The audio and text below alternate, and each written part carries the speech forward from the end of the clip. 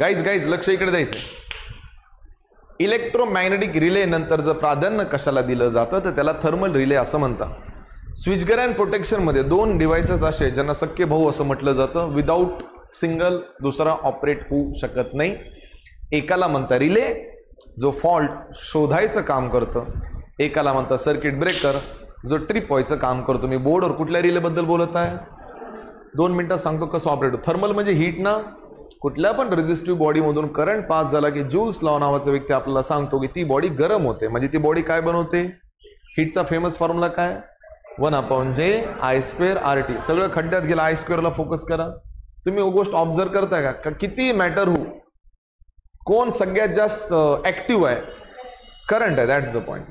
आपल्या ब्रँचचे सगळे measuring instrument करंटवरच चालतात. आपल्या ब्रँचचे सगळे स्विच गेअर अँड डिव्हाइसेस कशावर चालतात? करंटवर. मग आता विचार करा की थर्मल रिले ऑपरेट कसा होतो. याच्यामध्ये एक बायमेटेलिक स्ट्रीप असते. बायमेटेलिक स्ट्रीपवर मी तुम्हाला आताच कमेंट दिली होती, परत एकदा सांगतो.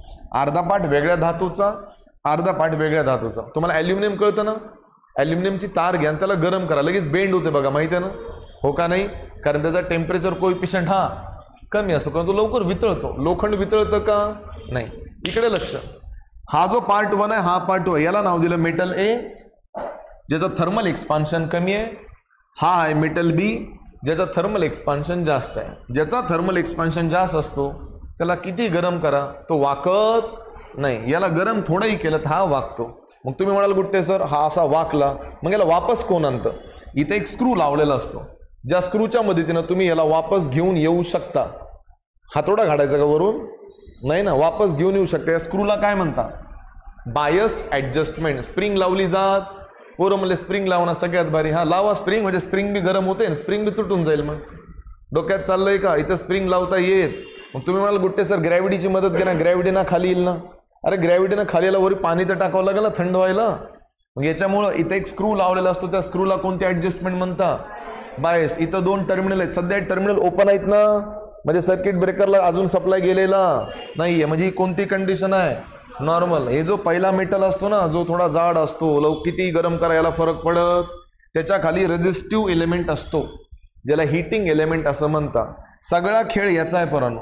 हा जेवढा गरम तेवढा प्रॉब्लेम क्रिएट होणार. हा जोपर्यंत थंड राहणार तोपर्यंत प्रॉब्लेम येणार नाही. आता मी काय सांगतो लक्ष देऊ नका. डाव्या साईडची डायग्राम कोणती आहे? कोणती कंडिशन?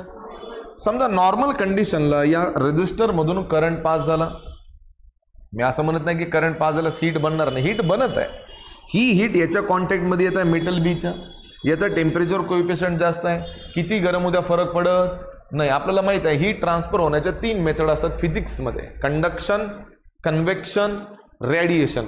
हीट म्हटलं मी, एनर्जी नाही म्हटलं. एनर्जी असते तर मी इंडक्शन म्हटलं असतं. Conduction, convection, radiation. लोखंडाच्या एका साईडला गरम करायचं, दुसऱ्या साईडला हीट जाते, या प्रोसेसला कंडक्शन म्हणतात. काय म्हणतात? आता हा पार्ट गरम झाला, याची हीट इकडे गेली. आता याचं टेम्परेचर कोएफिशियंट जास्त आहे का कमी आहे? कमी आहे. पण ती हीट एवढी पैकी जास्त नाही की हा त्याला वाकू शकेल. म्हणजे नॉर्मल रेटेड करंटला हा वाकत नाही. सो सर्किट ब्रेकरचे रिलेचे टर्मिनल कंटिन्यू ओपन राहतील. सगळं ओके मध्ये चाललंय. एम आर राईट? आता समजा काही तर फॉल्ट झाला, नॉर्मल कंडिशन की ॲबनॉर्मल? ॲबनॉर्मल कंडिशनला सगळ्यात पहिलं काय बदलतो? करंट. करंट कमी झालं का वाढला? काय शिकवलं होतं? हीट इज प्रोपोर्शनल टू करंटचा. करंट वाढला तर हीट त्याच्या किती पटीनं वाढते? हीट कमी झाली का वाढली? हा कमी गरम होणार की जास्त? हीट ट्रान्सफर होणार from left side to by using process of convection, radiation की कंडक्शन. हा पार्ट गरम झाला, याचा टेम्परेचर कोएफिशियंट कमी आहे ना, हा लगेच वाकतो ना. बेसिक नियम आहे लोखंडाचा. तुम्ही जर त्याला जास्तच गरम केलं ना तो ऑटोमॅटिकली असा गोल फिरायला लागतो बघा, आणि असा जवळ येऊन बसतो, आकडतो ना. कळतं का? हे असा वर गेला, हा वर गेला म्हणजे 2 टर्मिनल एकमेकांना टच झाले आणि रिलेचे टर्मिनल काय झाले, आणि हे सर्किट ब्रेकरला इन्स्ट्रक्शन जातं की बाबा तुझी ट्रिप व्हायची आता वेळ आलेली आहे. समजलं? मग तुम्ही म्हणाल हे वापस कसं येणार? समजा सर्किट ट्रिप झालं, काय झालं? करंट काय झालं? किती झालं? हीट काय झाली? मग थंड तर होईलच ना. मग थंड व्हायची वाट बघा. वाट बघणं होत नाही, कशाचा वापर करा? बायस ऍडजस्टमेंटचा वापर करा. स्क्रू आवळा, तुमचा बायोमेटेलिक स्ट्रिप ऑटोमॅटिक खाली येतो. समजलं? This is the basic working principle of any kind of, ज्याच्यामध्ये कोणती स्ट्रीप वापरतात. बायमेटॅलिक स्ट्रीपचे किती तुकडे, मेटल 1 आणि मेटल 1, डाव्या साईडच्या मेटलचा टेम्परेचर कोइफिशियंट, दुसऱ्याचा टेम्परेचर कोइफिशियंट. समजलं? नक्की. फोटो